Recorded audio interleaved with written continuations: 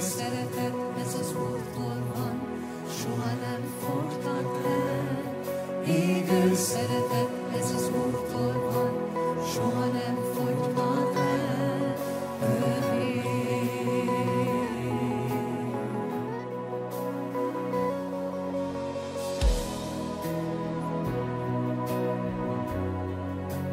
Nem fogyhat el.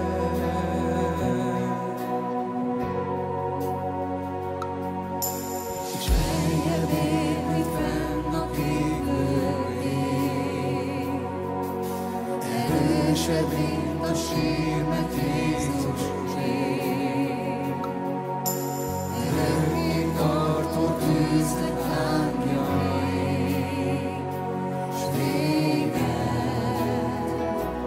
nem ér.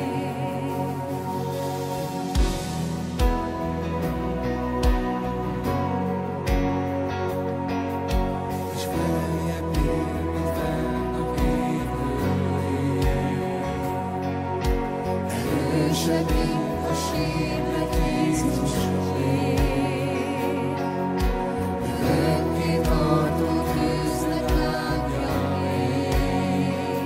S véget nem ér. S véget nem ér. Égő szeretet, ez az Úrtól van, soha nem fogyhat el.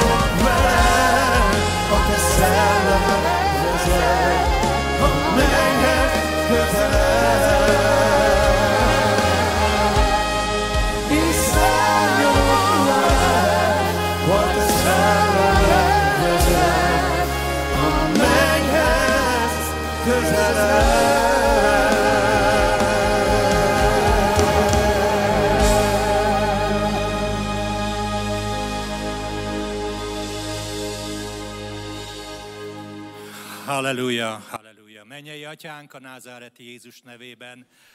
Père Céleste, nous te remercions au nom du Seigneur Jésus-Christ. Nous te remercions que nous sommes réunis au nom de Jésus-Christ ce soir. Et nous pouvons aujourd'hui nous souvenir que c'est une grâce de pouvoir être réunis, car nous n'avons pas eu cette possibilité pendant très longtemps. Et nous te sommes reconnaissants car nous pouvons vivre cela et nous avons pu survivre. Et nous te faisons confiance pour la période à venir. C'est toi qui es notre roc, c'est toi qui est notre refuge. Nous te remercions, Seigneur, pour que tu déverses ton esprit. Nous te demandons, Seigneur, que tu bénisses ta parole et que ta parole puisse être envoyer et agir et détruire les œuvres du diable. Et détruis, Seigneur, l'incrédulité. Et nous savons que c'est impossible de te plaire sans cela. Et nous participons devant toi et nous nous tournons vers toi. Nous savons que tes oreilles sont sur ceux qui t'invoquent et ton bras est là pour délivrer ceux qui te demandent ton intervention. Nous te demandons, Seigneur, que tu nous donnes un cœur qui soit obéissant au nom du Seigneur Jésus-Christ. Amen. Moi aussi, je vais vous saluer et je vous demande de bien vouloir prendre place. Et nous saluons aussi ceux qui nous rejoignent en ligne. Et donc, pendant la période de la prédication, vous pouvez enlever vos masques pendant la prédication. Et merci de bien vouloir coopérer et ce n'est pas du tout pour vous embêter comme quand il y a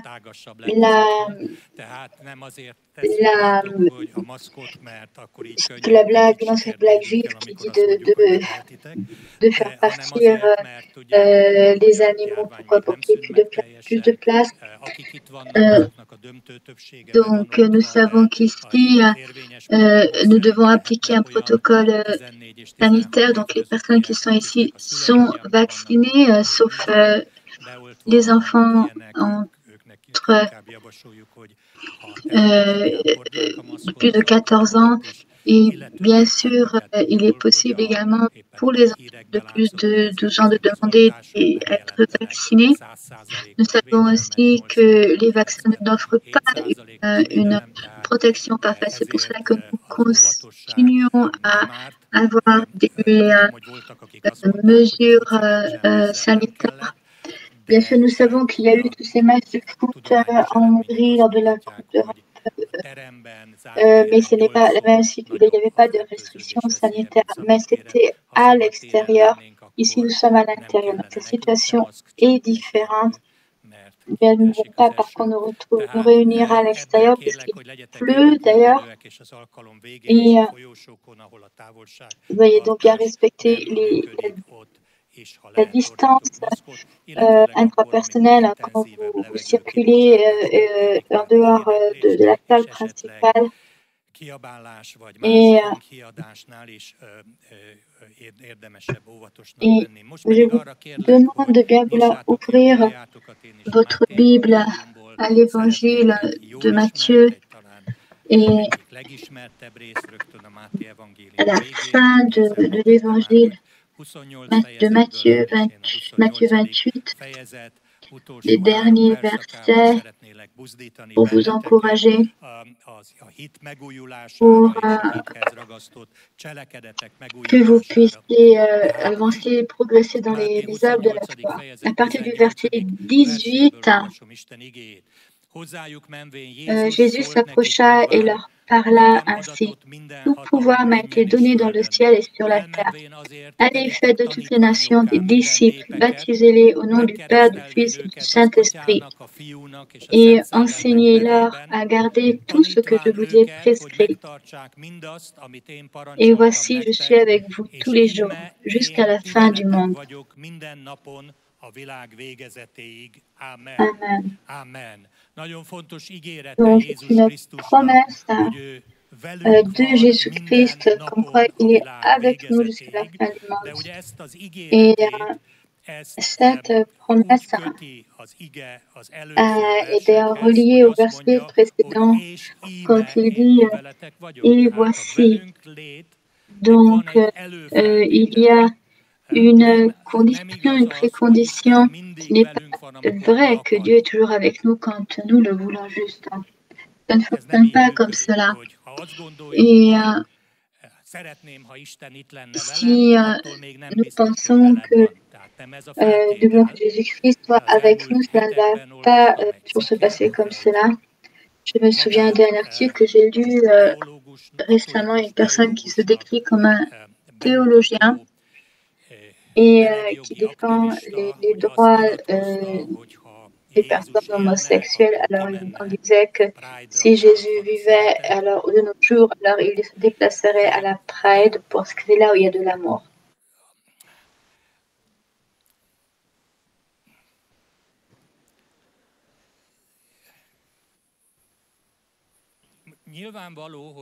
Bien sûr, c'est Jésus dont il parle. Il va là où il veut. Jésus n'existe pas, n'a jamais existé. C'est un idéal divin. On s'imagine que ça s'appelle Jésus. Et ce Jésus va là où il veut.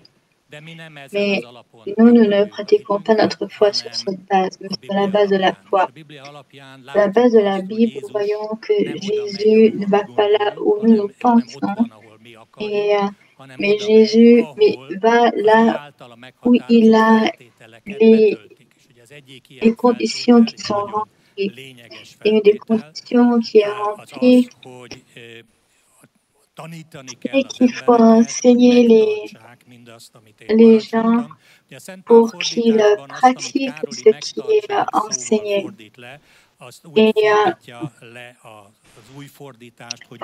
Et conserver ces commandements. Donc, c'est très important que Jésus a des commandements pour nous et que pour pouvoir que nous puissions être avec lui, il faut respecter ces commandements.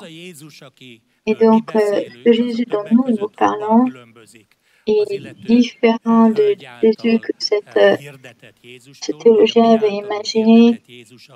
Et en disant, s'il vivait, déjà c'est faux. Il vit, il est vivant, donc il a sa propre volonté et il agit.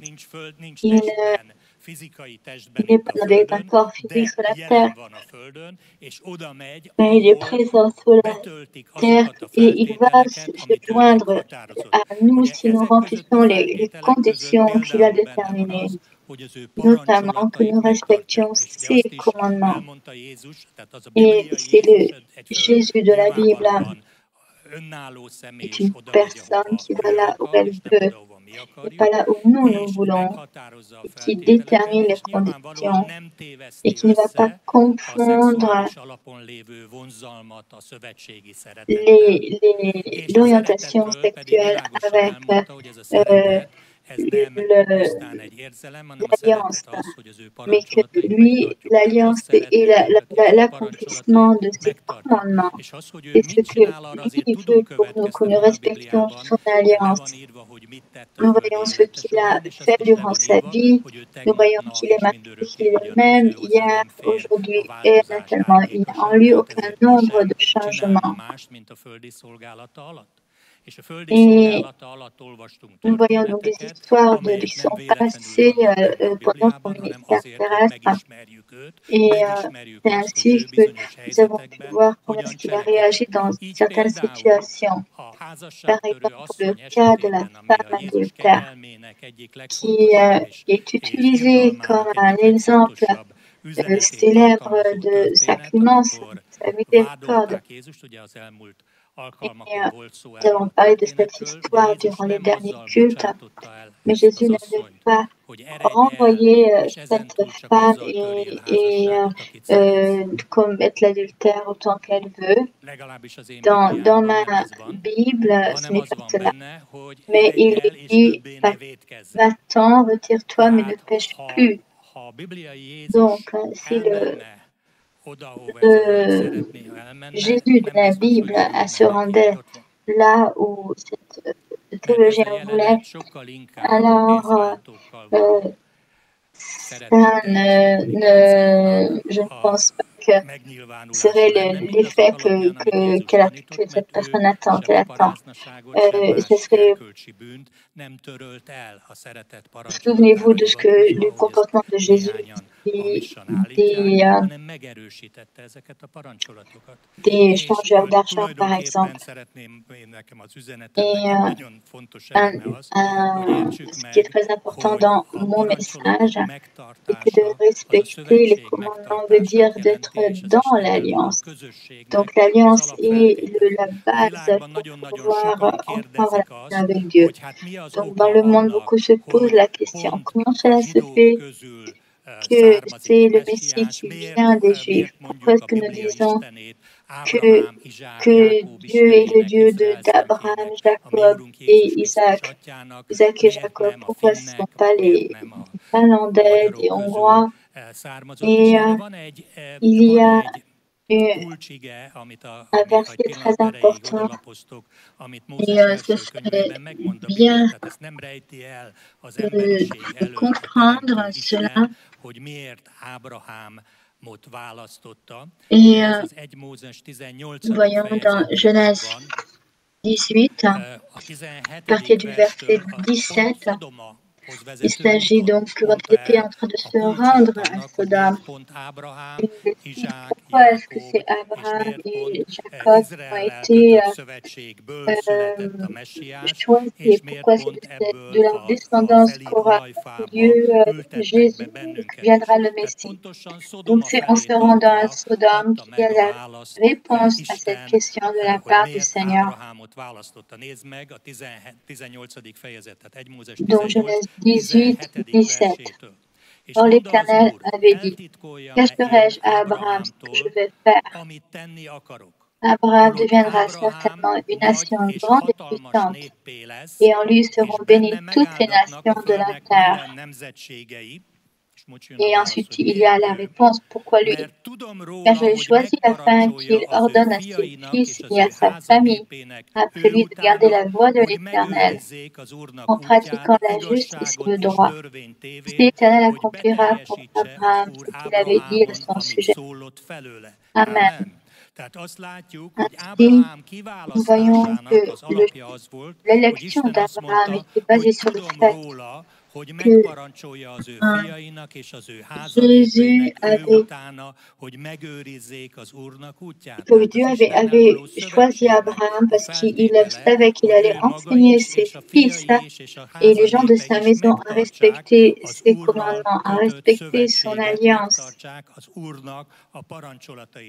Et ainsi, c'est pour ça que je trouve que c'est bien la traduction de l'Académie Saint-Paul, car dans le Nouveau Testament, il y a la même expression qui est utilisée, à savoir observer mes commandements, comme dans le français d'ailleurs.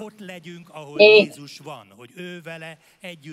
nous resterons un avec lui. Car pourquoi nous ne pourrons jamais être avec lui de notre propre force? Et nous avons besoin d'un renfort, et ce renfort vient de celui qui a dit, je vous donne toute puissance sur la terre et sur le ciel. Donc, nous remplissons les conditions et les conditions qui nous permettent de marcher avec le Seigneur. Alors, il sera avec nous jusqu'à la fin des jours. Est-ce que vous êtes convaincus que ce n'est pas la fin du monde encore? Oui. Donc, c'est bien que l'on soit d'accord au moins sur la base. Donc, nous sommes encore dans cette période dans laquelle Jésus est avec nous.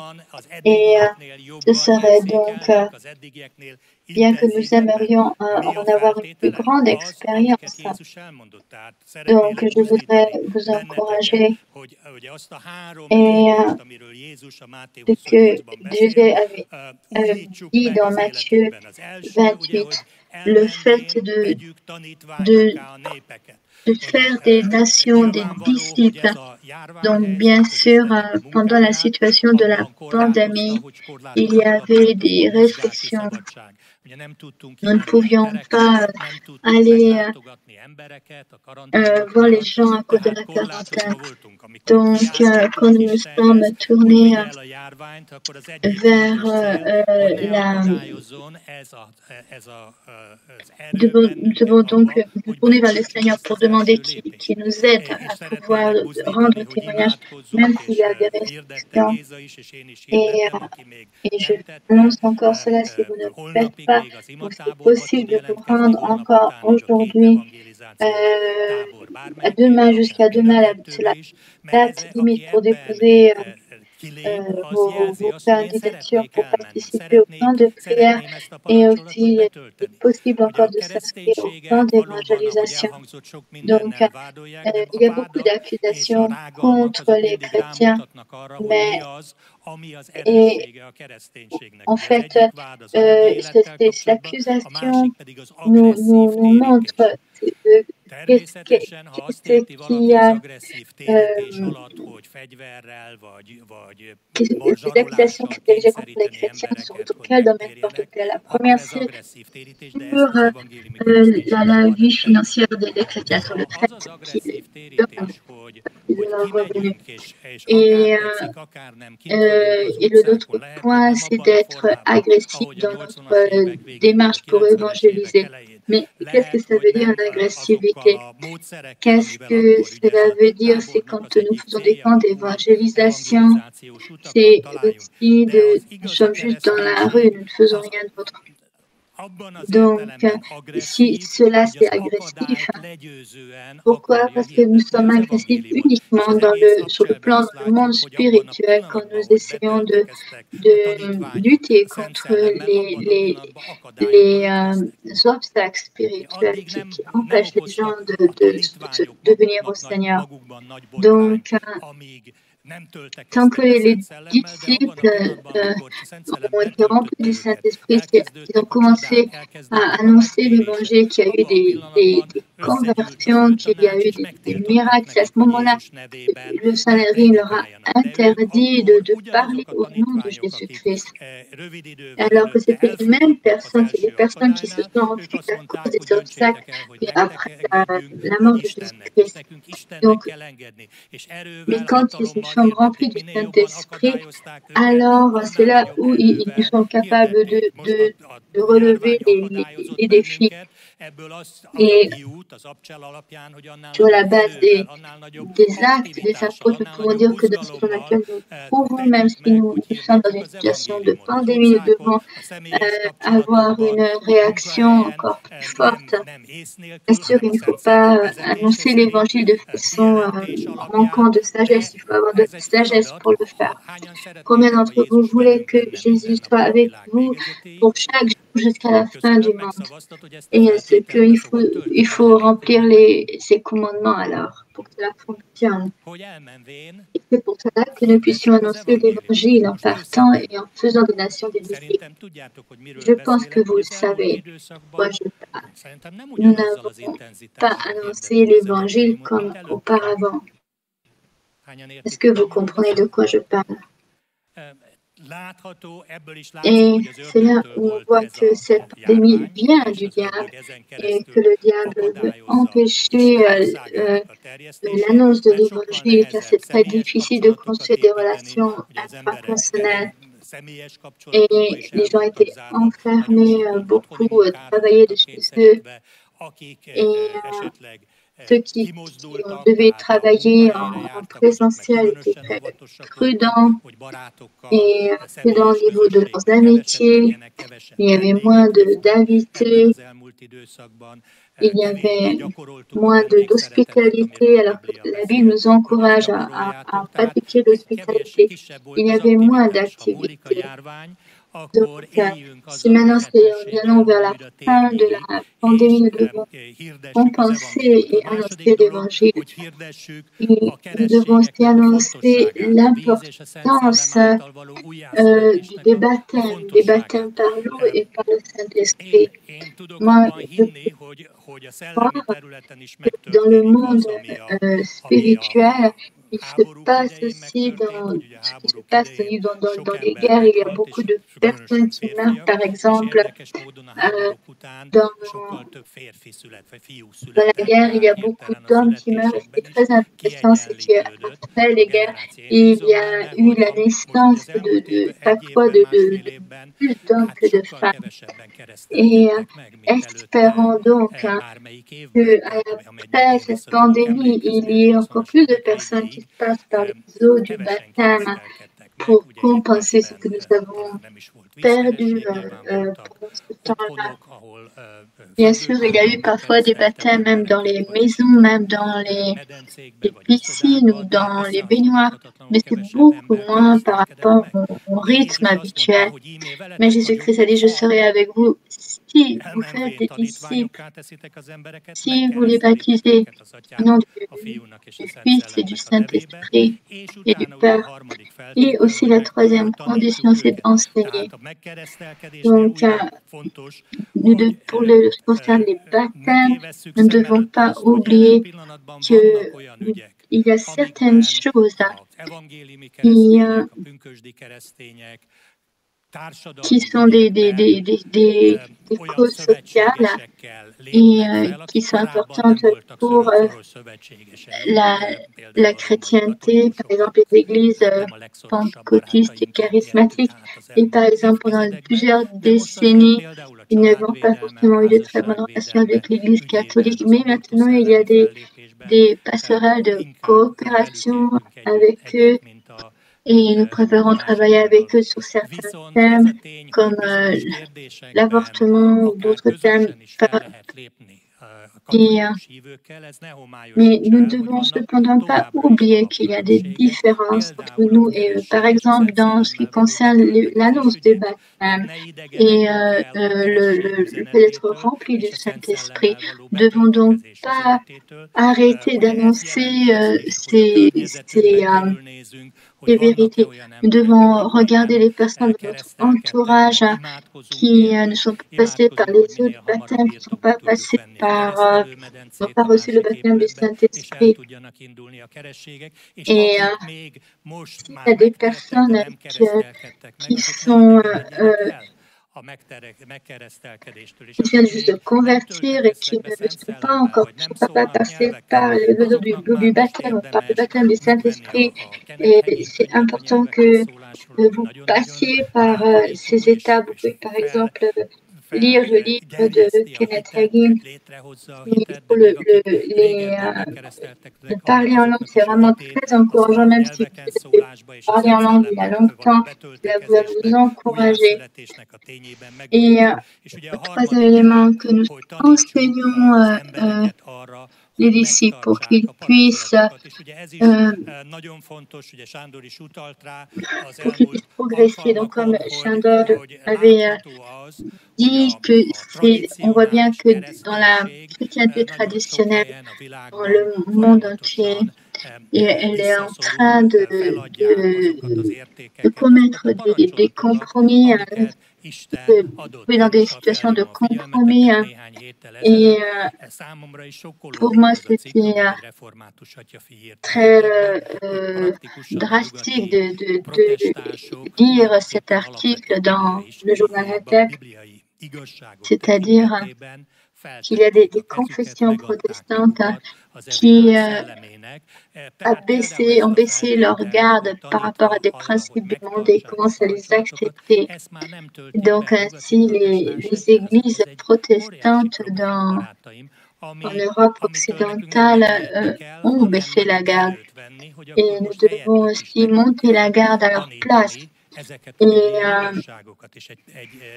nous ne devons pas laisser 1 centimètre de ces pour continuer à respecter ces commandements.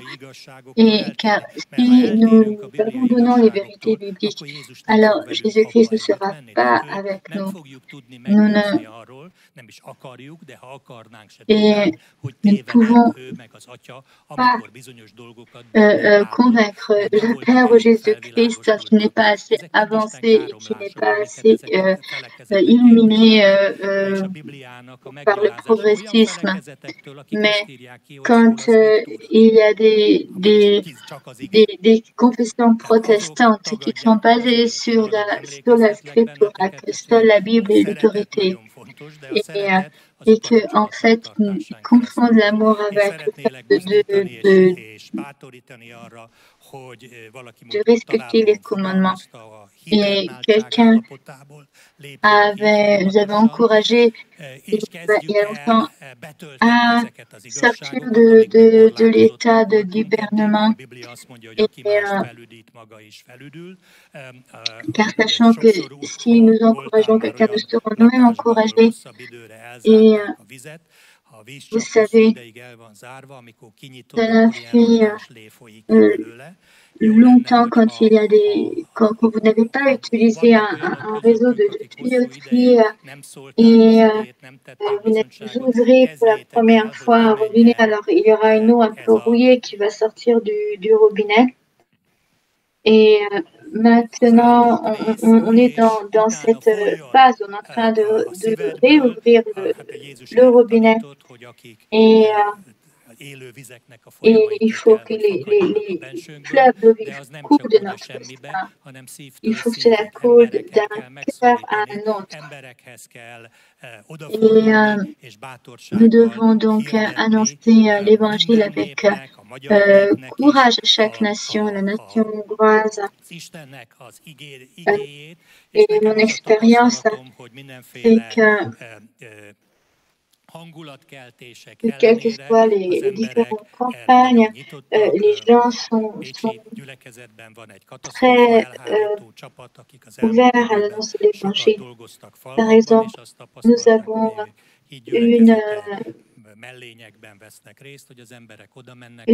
une équipe qui aide les différentes dans les villages et qui apporte une aide en cas de catastrophe naturelle. Et nous sommes surpris quand les gens viennent au nom de notre Église, que les gens dans les villages posent des questions. Et cela ne veut pas dire qu'il faut avoir chacun d'entre nous un t-shirt avec le nom de notre Église, l'Église de la foi. Mais c'est important que les gens sachent que tu ailles là-bas et qu'ils peuvent te poser des questions sur ce que tu reçois de cette Église, l'espérance que tu as reçue. Et tu sais, pour ça, il faut que tu saches que Jésus est avec toi. Et à lui est toute puissance. Et ainsi, rien ne peut l'empêcher nous croyons que nous pouvons traverser les montagnes, les murailles, et soyons donc actifs. Jésus avait dit, n'a pas dit que vous devez être enfermés chez vous et regarder uniquement les cultes en ligne. Il a dit de aller et faites des nations, les disciples, baptisez-les et montrez-leur la croix. Et c'est des situations où il faut les baptiser et peut-être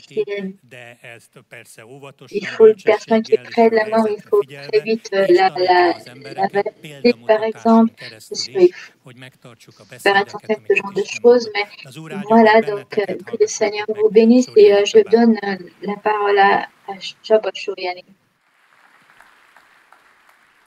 Bonne soirée, je vous salue dans le Seigneur Jésus-Christ et je voudrais vous donner un message car il n'y a pas longtemps j'ai vu un très bel arc-en-ciel avec ma famille.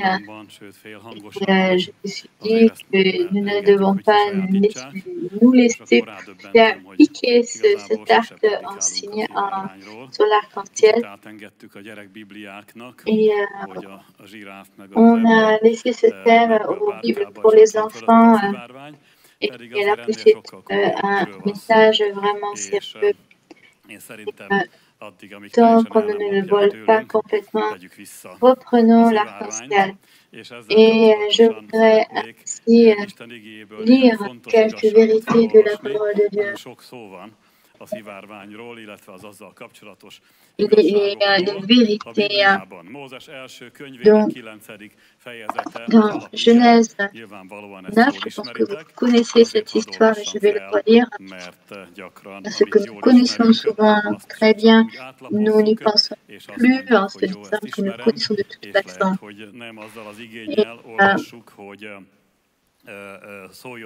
Nous ne pensons pas que le Seigneur va nous parler par cette parole.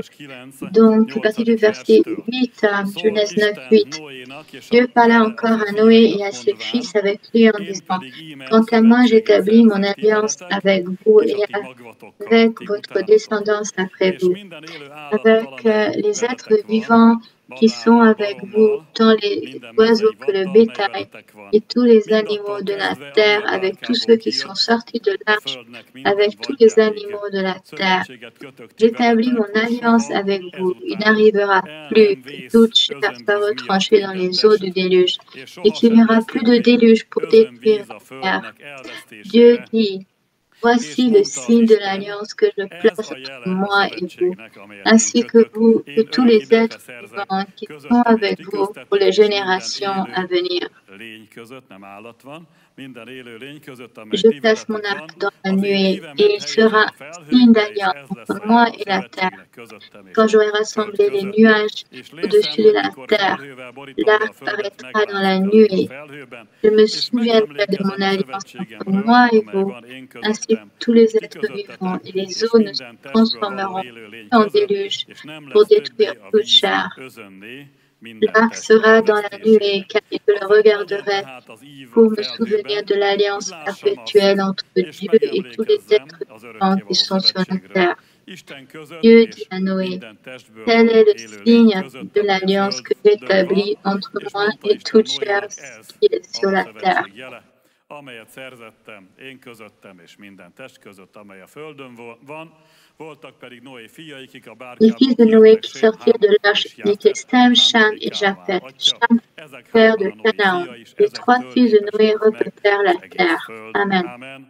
Tehát 4 férfi vett részt emberi részről a szövetségkötésben. On fait partie de cette alliance et de l'autre côté, comme partie az ilyen megjelenésekkor nem az Atya, hanem a Messiás jelent meg, tehát C'était donc le Messie aussi avant que Jésus ait pris forme humaine, parce que c'était donc lui la partie contractante de cette alliance avec l'humanité la première.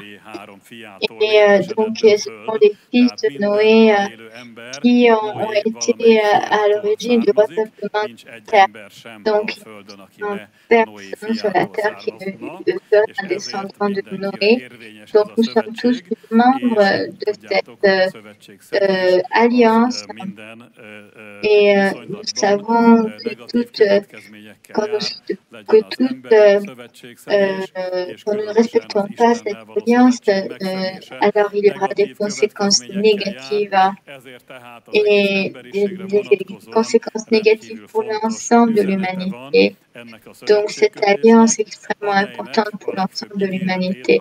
Je vais donc lire encore une fois au verset 11 les promesses. J'établis mon alliance avec vous.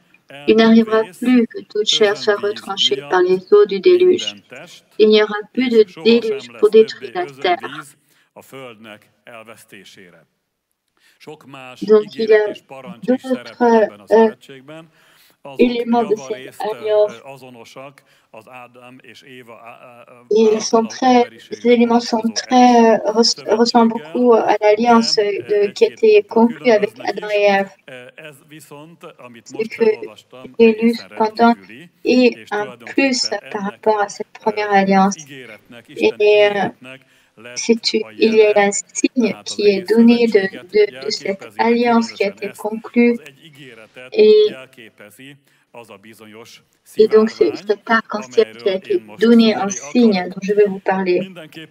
Donc, à partir du verset 11, je voudrais souligner qu'il y a donc cette alliance entre Dieu et l'homme à conclure après la constatation de conflit entre l'homme et Dieu. C'est pour ça que Dieu dit que je ne vais pas perdre, je ne vais plus jamais perdre les chairs de la terre. Et donc par le déluge qui était le moyen pour faire périr l'ensemble de l'humanité. Donc il y a une phase de paix, mais on pourrait dire que c'est un armistice, ce n'est pas la fin du conflit. Et Dieu a promis que ce conflit n'est pas terminé entre Dieu et l'homme, mais il y a une promesse que ce type de jugement global qui est exercé contre l'humanité ne va pas se reproduire sous la même forme. Donc, Dieu a décidé de ne pas utiliser un certain type d'action, mais le conflit subsiste.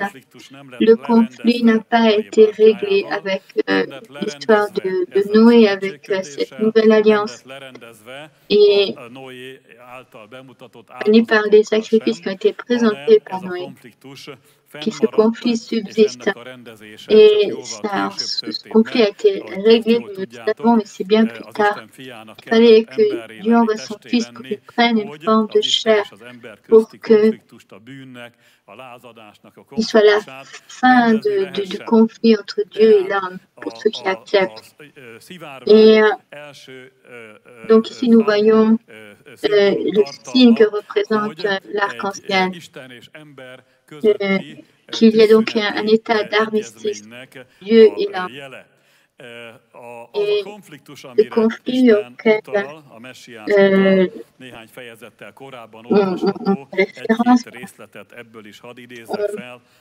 je ne vais pas tout lire, mais il faut mieux comprendre ce conflit. Donc, Genèse 6, à partir du verset 1.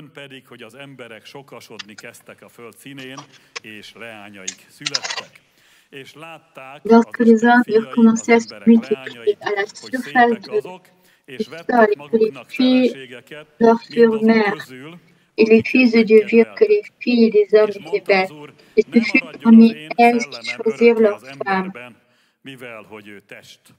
Alors l'Éternel dit, mon esprit ne restera pas toujours dans l'homme, car celui n'est que chair, et ses jours seront de 120 ans.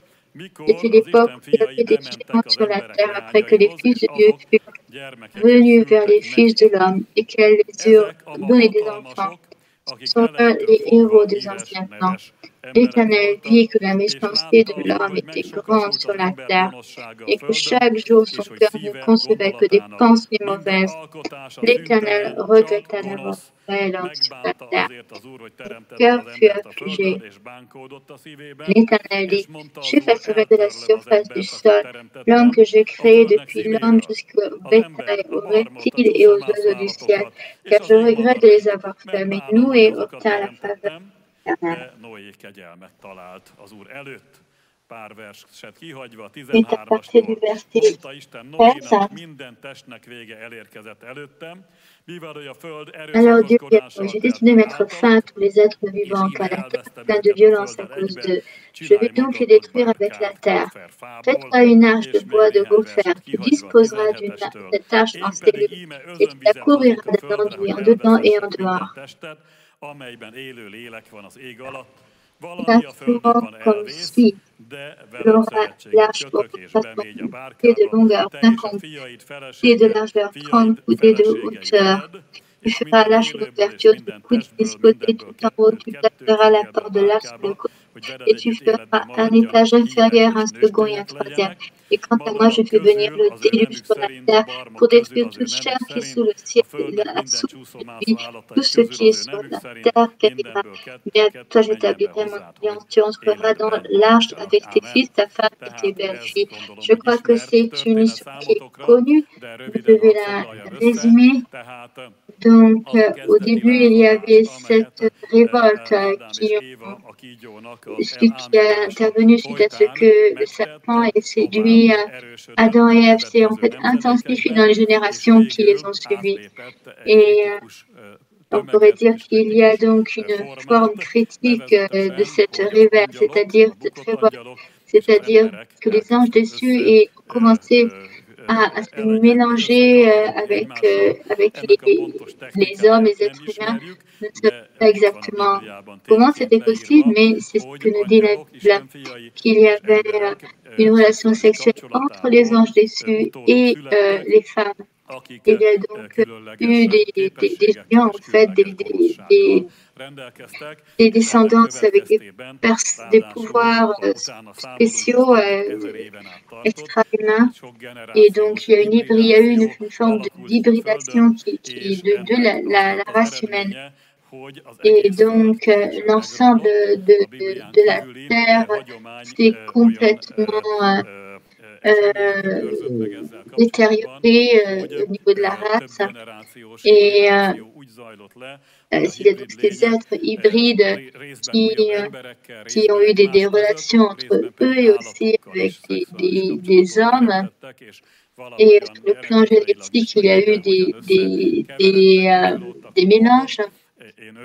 Et je suis content d'ailleurs de ne pas tout comprendre à ce niveau-là, comment ça a pu avoir lieu. Ce que nous savons, c'est que ça a eu lieu. Et c'est comme cela que l'on comprend pourquoi est-ce que Dieu voulait aussi détruire même les animaux. Il n'y a que certaines races animales qui ont survécu.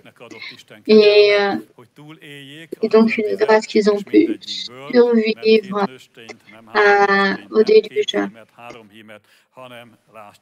Et il y a eu donc un mâle et une femelle de chaque type d'animal, chaque race animale, pour qu'ils puissent se reproduire. Et le reste a été détruit par le déluge.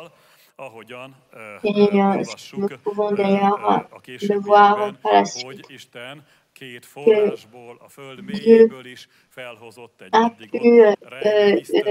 a utilisé une masse d'eau qui est inconnue, qui est venue des antres de la terre. Donc le déluge était un jugement un jugement qui a détruit un monde complexe et qui était fondé sur une révolte qui suivit donc la révolte de Adam et Ève.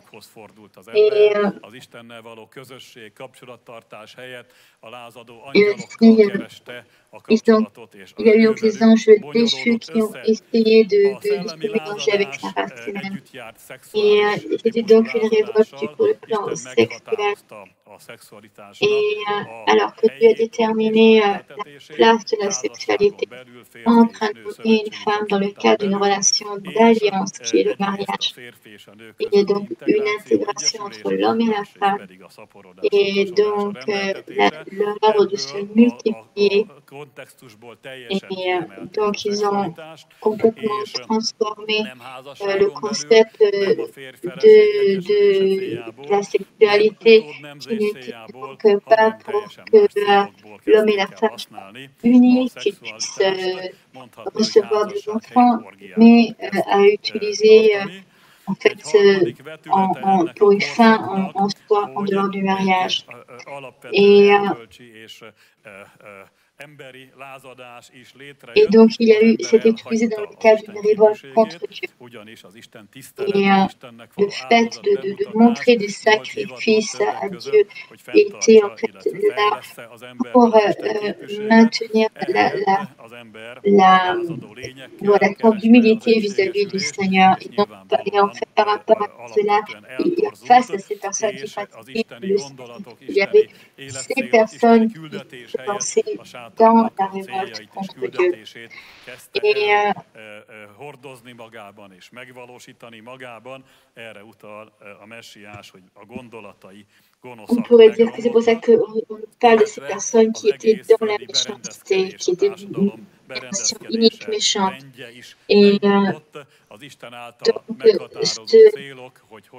les objectifs qui étaient déterminés par le Seigneur pour l'humanité n'ont été respectés.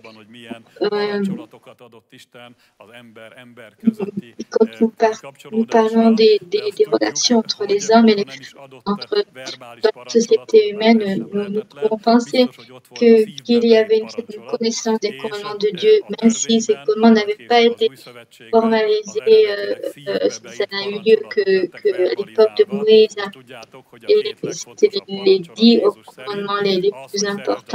Et le plus important selon Jésus, c'est que c'était que nous aimons notre prochain comme nous-mêmes.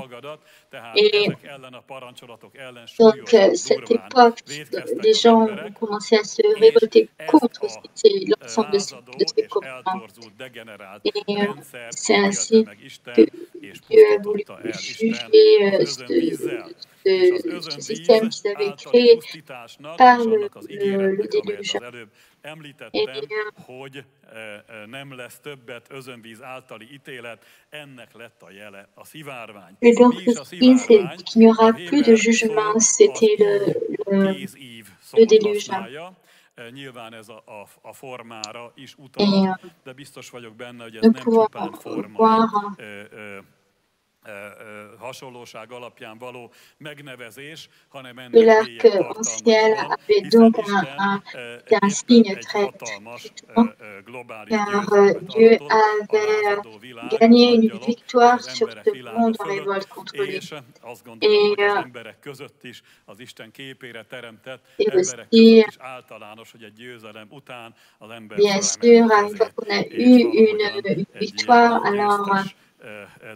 on fait un geste qui va symboliser la victoire. Ça peut être une arme qu'on tient, un arc ou autre. Donc, c'est en fait cette image qu'il y a dans l'arc, c'est un arc. Il a la forme de l'arc qui symbolise ce sentiment de victoire. On voit notamment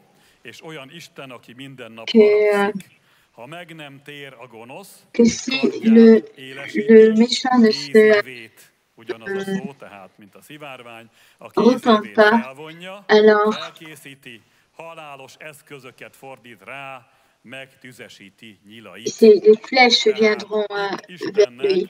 Donc, ici, nous voyons que le Seigneur s'est décrit comme un guerrier qui utilise son arc et ses flèches. Et avec ce symbole, l'image d'un guerrier de l'Antiquité. Donc, je voudrais vous dire que l'arc-en-ciel est le symbole, pas un gentil petit symbole, mais un symbole de Dieu comme guerrier qui a vaincu l'ennemi. Et donc, nous voyons souvent l'arc-en-ciel dans la voûte céleste. Alors, nous voyons qu'il y a donc qu'il y a ces arcs-en-ciel que nous voyons que Dieu a la victoire sur ceux qui se révoltent et les civilisations qui se révoltent contre lui et qui vivent dans une forme de dégénérescence. Et ainsi donc, quand il pleut, les gens ne savent qu'il n'y aura pas de déluge, mais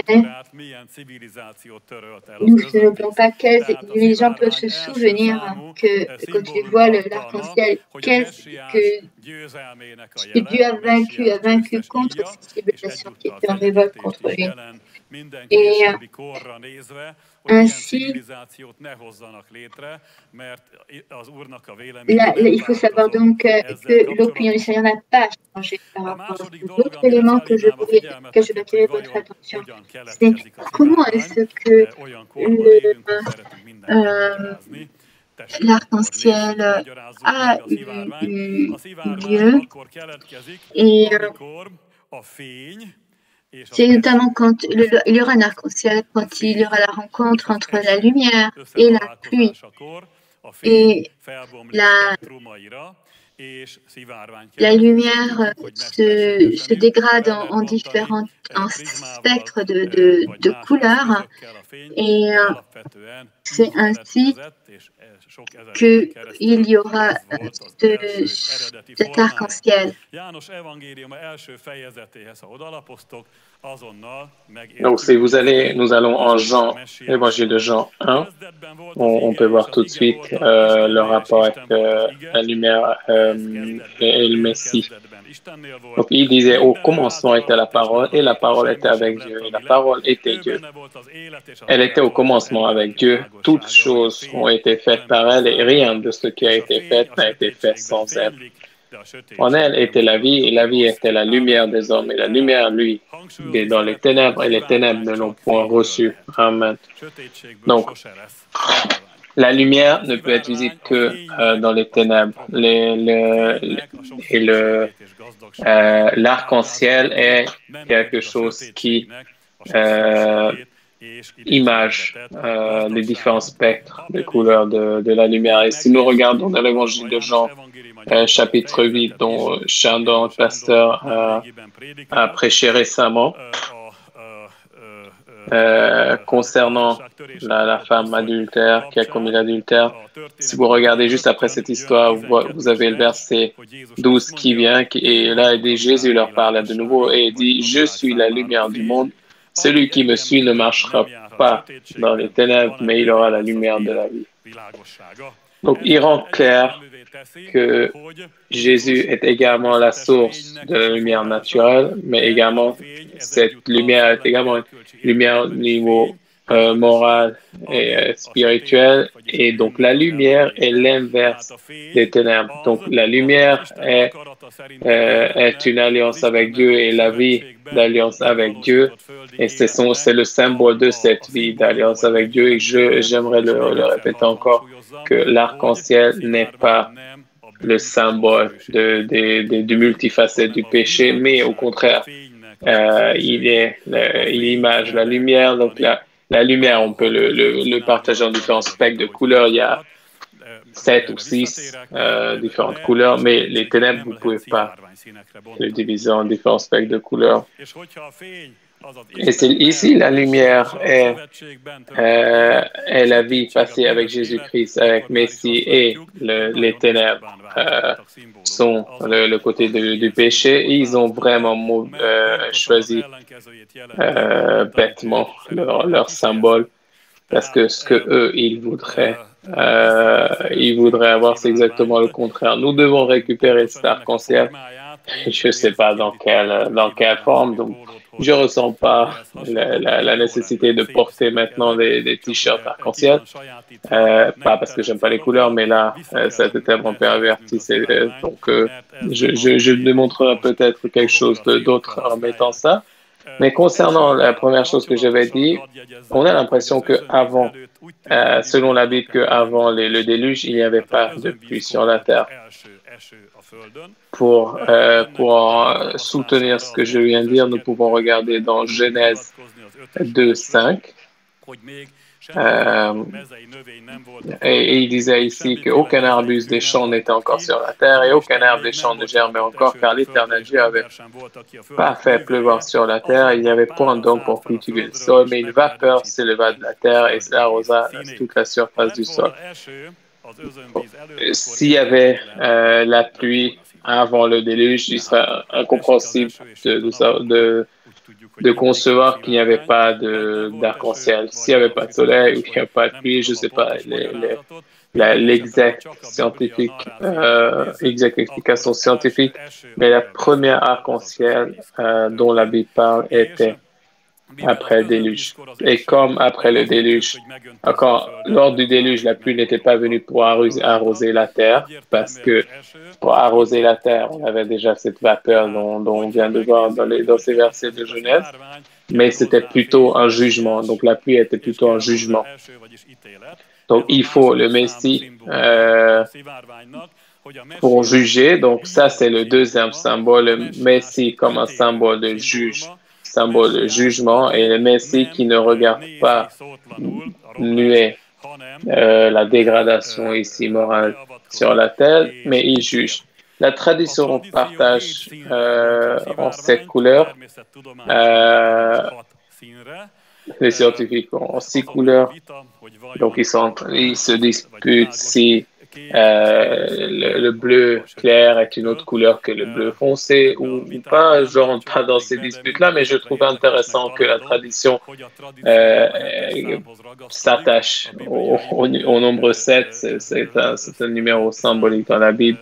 Le 7, c'est le numéro de la plénitude, le nombre de la plénitude. Et c'est en adéquation avec la mission du Messie, donc ça peut également parler de son avènement, mais je peux accepter le numéro 6 si quelqu'un veut prendre ces deux bleus et en faire une couleur, c'est bon, parce que 6 c'est également le numéro de l'homme. Et on peut voir et on peut en comprendre,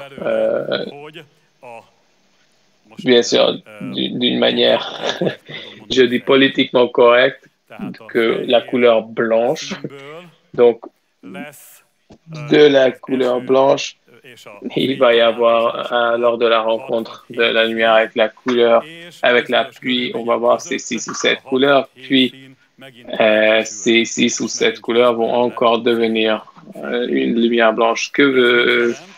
Qu'est-ce que cela veut dire? Ça veut dire que Messie a donné un temps de clémence. Quand la lumière blanche devient et se sépare en différents spectres, puis s'unit à la fin. Donc c'est ce temps que Messie a donné pour que les hommes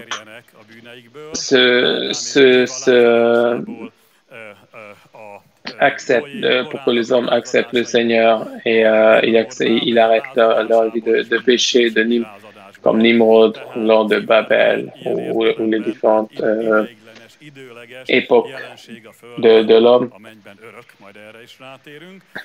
Mais c'est donc ces 3 symboles que la clémence, ça veut également démontrer la clémence d'un Messie qui est donné, du Messie qui est donné. Donc cet arc-en-ciel se rend visible à un moment de l'histoire de l'humanité, puis disparaîtra à la fin. Encore, et il est intéressant de quelle était la réaction humaine donnée à ce temps de clémence. Donc là, j'aimerais lire un verset que nous ne pouvons pas vraiment lire dans beaucoup de pays, mais chez nous, on peut encore lire gloire à Dieu. Donc c'est dans Romains 1, à partir du verset 18. Et il dit, la colère de Dieu se révèle du ciel contre toute impiété, toute injustice des hommes qui retiennent injustement la vérité captive. Car ce que peut connaître de Dieu est manifeste pour eux. Dieu le leur ayant fait connaître. En effet, les perfections invisibles de Dieu, sa puissance éternelle et sa divinité se voient comme à l'œil depuis la création du monde. Quand on les considère dans ses ouvrages, ils sont donc inexcusables, puisque ayant connu Dieu, ils ne l'ont point glorifié comme Dieu, et ils ne lui ont point rendu grâce, mais ils se sont égarés dans leurs pensées, et leur cœur sans intelligence a été plongé dans les ténèbres. Se vantant d'être sages, ils sont devenus fous, et ils ont changé la gloire de Dieu incorruptible en image représentant l'homme corruptible, des oiseaux, des quadrupèdes, des reptiles. C'est pourquoi Dieu les a livrés à l'impureté selon les convoitises de leur cœur, en sorte qu'ils déshonorent eux-mêmes leur propre corps, eux qui ont changé la vérité de Dieu en mensonge et qui ont adoré et servi la créature au lieu du Créateur, qui est béni éternellement. Amen. C'est pourquoi Dieu les a livrés à des passions infâmes, car leurs femmes ont changé l'usage naturel en celui qui est contre nature. Et de même les hommes, abandonnant l'usage naturel de la femme, se sont enflammés dans leurs désirs les uns pour les autres, commettant homme avec homme des choses infâmes et recevant en eux-mêmes le salaire qu'ils méritaient leur égarement. Et puis après, dans beaucoup de versets, il continue que la terre a encore commencé à être remplie de toutes sortes de méchanceté, de mal. Donc nous voyons encore que la révolte spirituelle,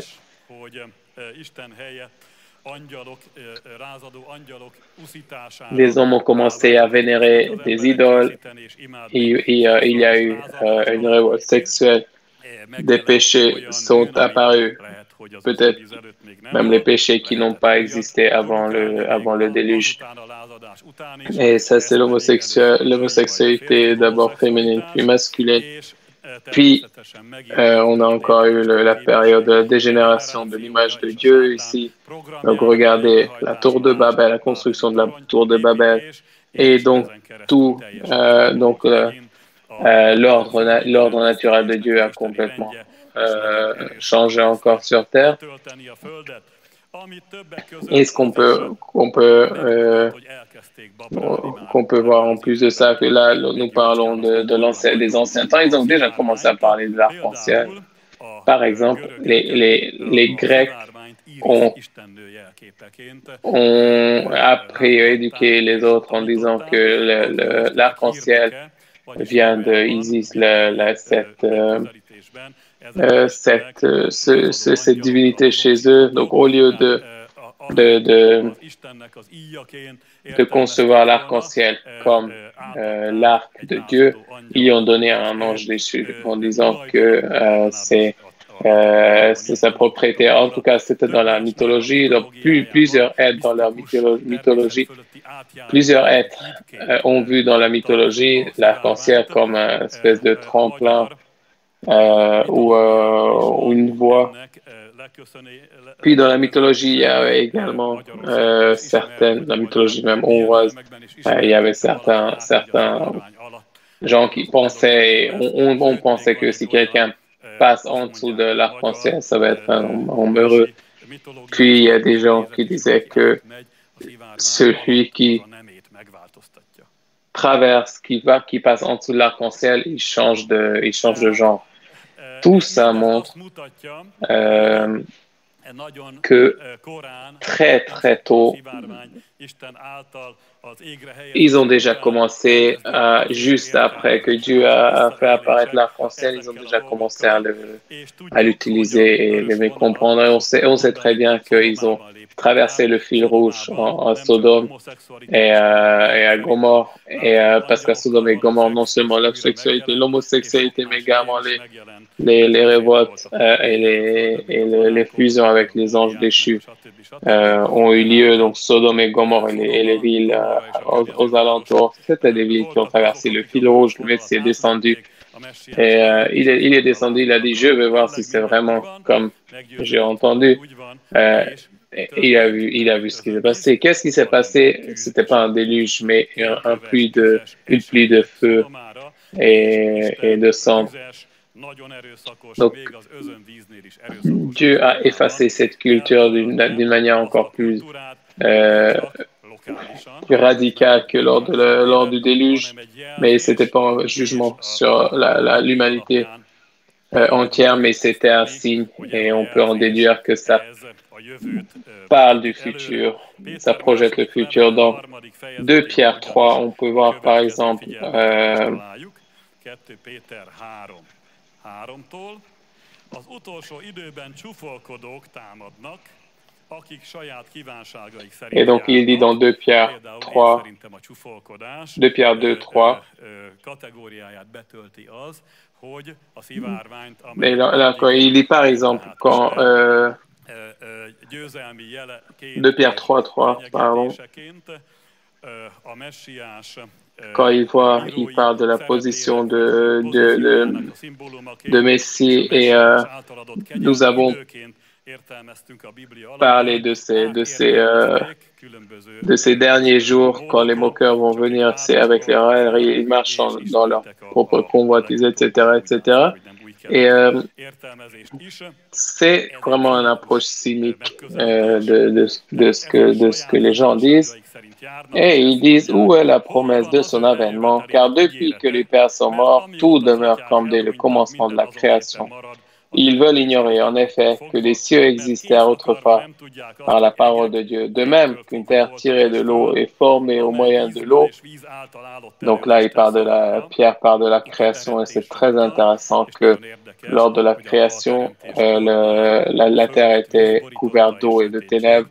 C'est pas impossible qu'il y avait un déluge avant, mais la Bible n'en parle pas.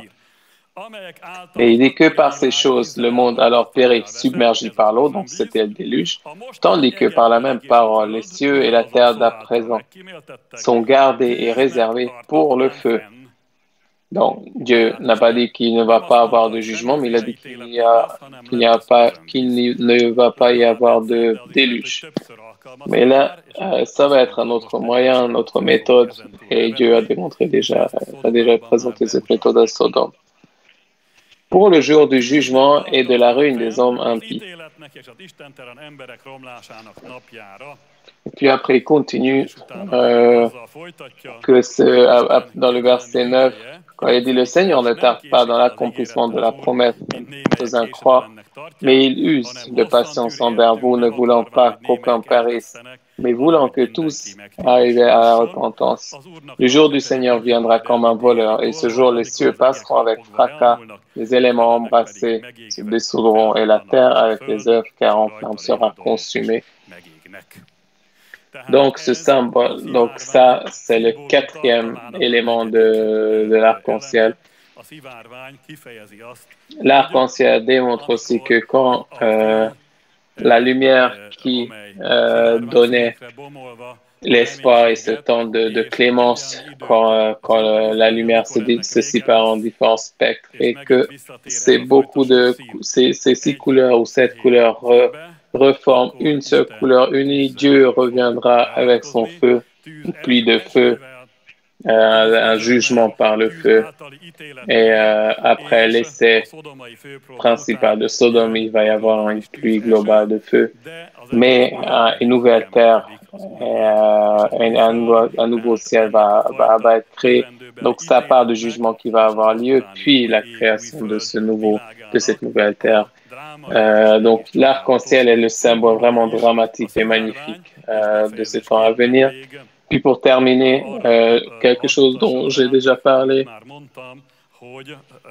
que au ciel, dans la gloire de Dieu, il y a continuellement un arc-en-ciel et qui montre donc la nature de gloire du Messie.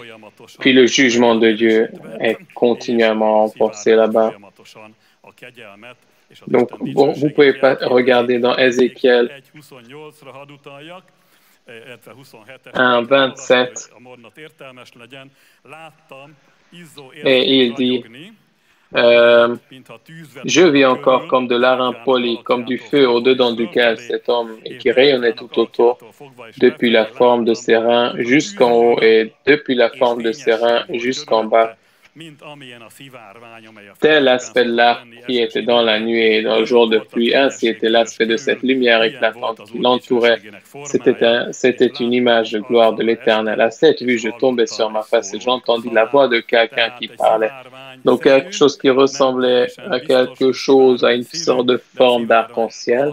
Pas sûr que c'était la couleur de l'arc-en-ciel, mais quelque chose, un arc qui était un arc glorieux, un arc de combat qui était au-dessus, qui montrait la gloire de Dieu et d'où est venue la parole de Dieu. Et donc, nous voyons également dans Apocalypse, vous pouvez regarder dans Apocalypse chapitre 4, verset 3, quand il dit celui qui était assis, donc sur le trône au ciel, celui qui était assis avait l'aspect d'une pierre de jaspe et de sardouin, et le trône était environné d'un arc-en-ciel semblable à de l'émeraude. Donc, il est bien connu que l'émeraude est une pierre précieuse, une couleur verdâtre. Donc, c'est probablement un arc-en-ciel qui n'est pas une couleur d'arc-en-ciel où la couleur émeraude domine. Donc, il est difficile de dire plus précisément, mais il est certain que autour du trône de Dieu et sur le trône de Dieu, est ce qu'a vu également le prophète Ézéchiel quand la gloire de Dieu bouge, parce que lui, il a vu mouvoir dans l'atmosphère de la terre. Donc, il y avait cette couleur arc-en-ciel, cette lumière de gloire qui émanait du trône de Dieu, et puis venait la parole de Dieu, l'ordre de Dieu. Donc, ça, c'est le cinquième et encore le cinquième élément qui englobe tous les autres. Donc, je trouve extrêmement important que les chrétiens soient conscients et connaissent et sachent de ces paroles sur l'arc-en-ciel et le sachent sciemment, et que nous ne donnions pas cette couleur d'arc-en-ciel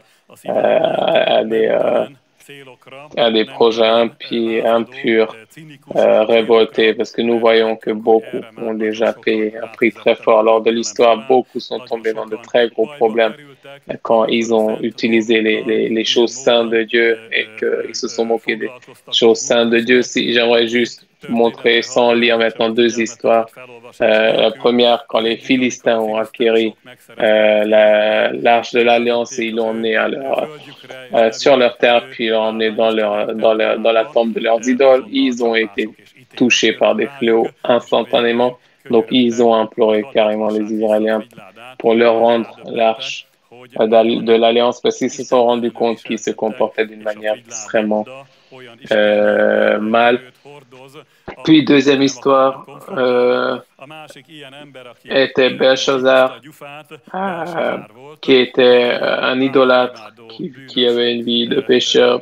Très probablement, c'était un régent avec pas beaucoup de qualités, mais Dieu s'en occupait certainement pas beaucoup, mais il a traversé le fil rouge quand ils ont apporté dans leur orgie, dans leur festin, les ustensiles saints du temple de Dieu, et ils ont vénéré ces idoles et chanté leur chant d'idoles à leurs idoles.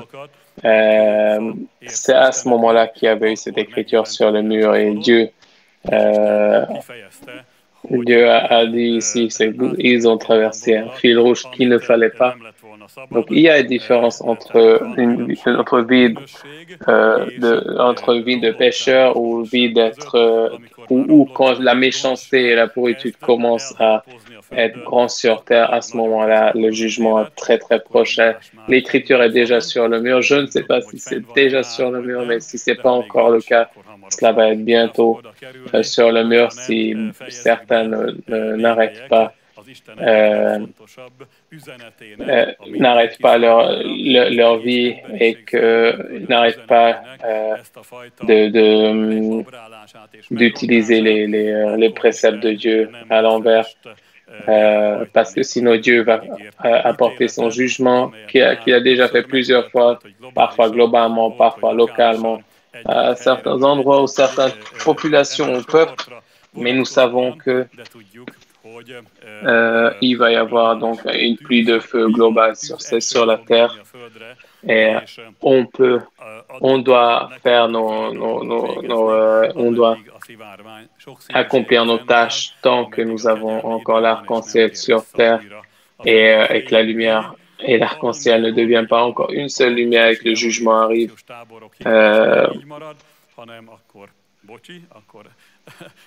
Mais tant que nous avons ce temps-là, le message de l'arc-en-ciel, si c'est pas forcément avec ces mots-là, il faut le prêcher aux gens que nous avons un temps de clémence encore. Le Messie a déjà son arc bien levé, mais il a donné encore un temps de clémence, pas pour augmenter le péché, pas pour augmenter l'idolâtrie, ou se révolter encore plus, pas pour détruire l'image de Dieu par l'homme, mais au contraire, pour se repentir. Et si le méchant ne se repent pas, le Messie va prendre son arc, va aiguiser son glaive et va accomplir les jugements qu'il a déjà dit bien à l'avance. Mais tant que ce temple de clémence dure, nous devons avancer et faire des disciples, toutes les personnes, toutes les nations, tout ce qu'on peut, et ceux qui acceptent le Seigneur, les bâtir et les bâtir au nom les baptiser au nom du Fils, du Père, le Fils et le Saint-Esprit, pour qu'ils gardent les préceptes de Dieu, les enseigner, bien sûr, aux croyants, les 10 commandements, le sermon de la montagne, les différentes lettres des apôtres et bien sûr les promesses, exhorter les gens, etc., etc. Et au moins, il faut dire au monde de ne pas s'amuser avec l'arc-en-ciel parce que l'arc-en-ciel n'est pas sur le ciel pour qu'ils commencent à l'utiliser à des plans complètement impurs. De la même manière comme les cultures des anciens temps, tous ceux qui ont essayé sont déjà tombés et la culture d'aujourd'hui ne va pas s'en tirer non plus. Mais tant que cela n'arrive pas, prêchons l'évangile tant qu'on peut. Merci beaucoup de m'avoir écouté. Soyez bénis. Et le temps est arrivé pour terminer, donc nous allons prier. Père Céleste, dans le nom du Seigneur Jésus-Christ, nous te remercions pour ta grâce, pour ta bienfaisance que nous avons pu connaître, expérimenter. Merci pour Jésus, le Fils de Dieu, qui est devenu corps lors du paroxysme de l'histoire, mais bien avant, il avait déjà un rôle extrêmement important dans la maintenance de ce monde, la création de ce monde. Merci parce que nous pouvons porter son image en nous. C'est avec lui que Adam et Ève ont fait alliance. Noé a fait alliance avec lui. Merci parce qu'il est apparu à Abraham, il est apparu aux prophètes et c'est lui que nous pouvons servir. Merci, mon Dieu, pour ça.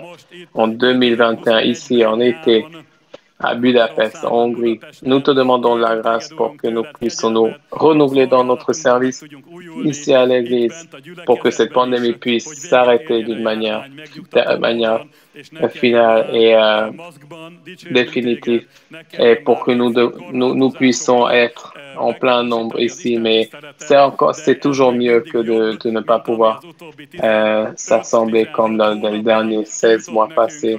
Nous n'avons même pas pu nous réunir. Nous te remercions pour l'état actuel des choses pour nos cultes qui sont enfin live et que nous puissions avoir nos cultes sans barrière. Nous te prions pour ça, pour que nous puissions avancer dans les les évangélisations. Nous te demandons, Seigneur, de renouveler les chrétiens pour que tout le monde ait la crainte de Dieu sur eux, tous ceux qui sont tombés dans le péché, ceux qui se sont fatigués, ceux qui ont été touchés par des grands fléaux, des grandes crises, et donc ils ne savent pas où, comment continuer leur vie de croyant. Nous te demandons, Seigneur, de la grâce pour que ta force vienne ici de délivrance. Et nous te demandons, mon propre Dieu, de venir pour que ce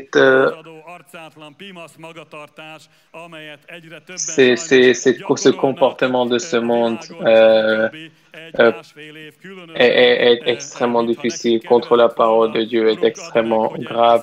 Et nous te demandons que ces gens-là soient touchés par les évangiles, pour qu'ils soient vraiment touchés et que l'évangile puisse arriver dans leur maison, même ceux qui sont fiers d'être dans leur péché et qui prennent carrément des mois et des mois de présentation de leur parade, de leur péché, etc.